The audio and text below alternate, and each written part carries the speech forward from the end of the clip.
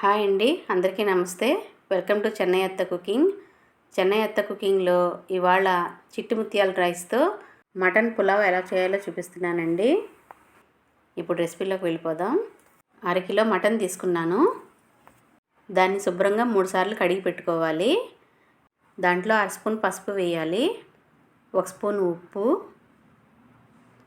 2 స్పూన్లు కారం వేసుకోవాలి, 1/2 స్పూన్ జీలకర్ర పొడి, 1 స్పూన్ ధనియాల పొడి, 1 స్పూన్ గరం మసాలా పొడి, 2 స్పూన్లు అల్లం వెల్లుల్లి పేస్ట్ వేసుకొని వీటన్నింటినీ బాగా కలుపుకోవాలి. ఈ ముక్కల్ని బాగా పిసుకుతూ కలపడం వల్ల ముక్కలు త్వరగా మ్యారినేట్ అవుతాయి అన్నమాట. దీనికి మూత పెట్టి 1 గంట సేపు పక్కన పెట్టుకుందాము. ఈలోగా మిగిలిన ప్రాసెస్ చూద్దాము. ఇప్పుడు ఒక గిన్నె తీసుకొని దాంట్లో చిట్టి ముత్యాల రైస్ 2 గ్లాసులు తీసుకున్నాను. ఇది గ్రామ్స్ కొలతలతో చూస్తే 500 గ్రామ్స్ తీసుకున్నాను. అంటే 250 గ్రామ్స్ 2 గ్లాసులతో తీసుకున్నాను అనమాట. ఈ చిట్టి ముత్యాల రైస్తో పులావ్ చేస్తే పొడి పొడిలాడుతూ వస్తుంది.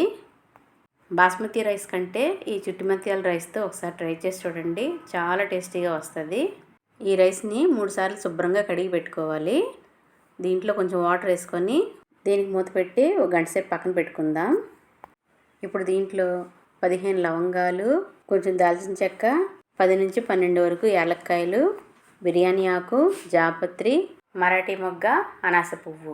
ఈ మసాలా సామాన్లన్నీ పులావ్ కావాల్సిన మసాలాలు అన్నమాట. అరగంట తర్వాత ఒక కుక్కర్ తీసుకొని మనం కలుపుకున్న మటన్ అంతా ఇందులో వేసుకోవాలి.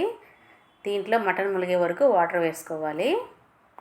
ఇప్పుడు కుక్కర్ మూత పెట్టి 5-6 విజిల్స్ రానివ్వాలి. ఈ మటన్ 3 వంతుల వరకు ఉడికిపోవాలి. నేనైతే 6 విజిల్స్ రానిచ్చాను.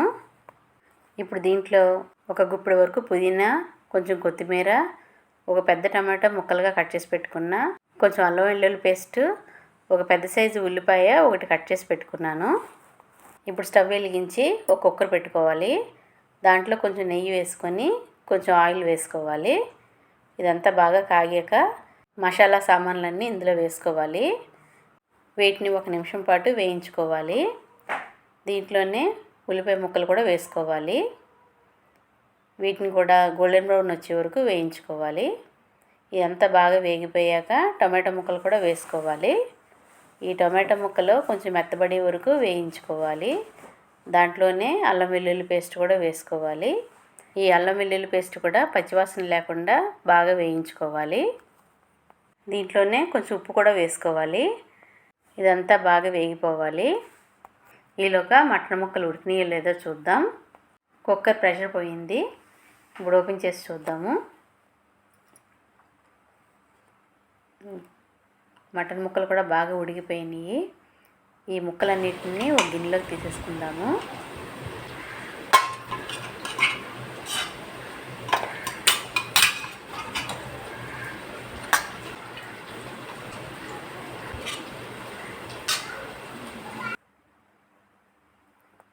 ఇప్పుడు ఈ మటన్ ముక్కలన్నీ ఈ మసాలా దినుసులన్నీ వేగుతున్న కుక్కర్లో వేసుకోవాలి.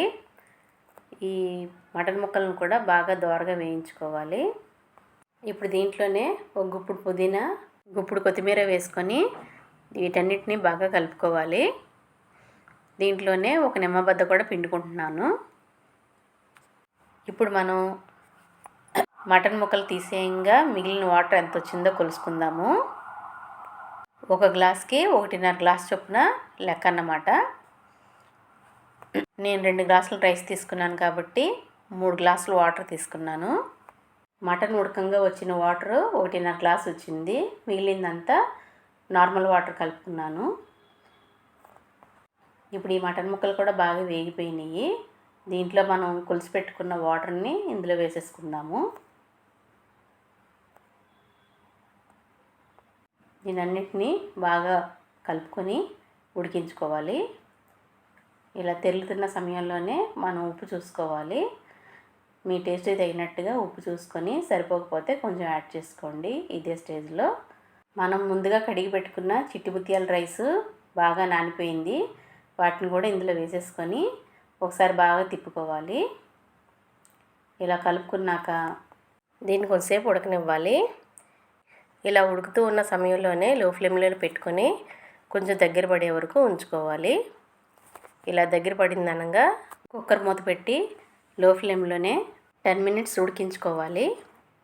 ఇలా రైస్ కొంచెం పైకి వచ్చింది అనగా కుక్కర్ మూత పెట్టేసుకోవాలి. వేడితో పాటే పెట్టుకోవాలి. విజిల్స్ రానివ్వకుండా లో ఫ్లేమ్లోనే పెట్టుకొని ఉడికించుకోవడం వల్ల కుక్కర్ అడుగున మాడిపోకుండా ఉంటుంది. ఇప్పుడు కుక్కర్ ప్రెషర్ అంతా పోయాక మూత ఓపెన్ చేసి చూద్దాము. ఇదిగోండి, చిట్టి ముత్యాల మటన్ దమ్ పులావ్ రెడీ అయిపోయింది. దీన్ని ఒకసారి కలిపి చూద్దాం. చూసారా, కొంచెం కూడా అడుగు పట్టకుండా చక్కగా ఉడికిపోయింది. మటన్ ముక్కలు కూడా చాలా సాఫ్ట్గా ఉడికిపోయినాయి. అంతేనండి. ఈ వీడియో కనుక మీకు నచ్చినట్లయితే లైక్ చేయండి, షేర్ చేయండి, సబ్స్క్రైబ్ చేయండి.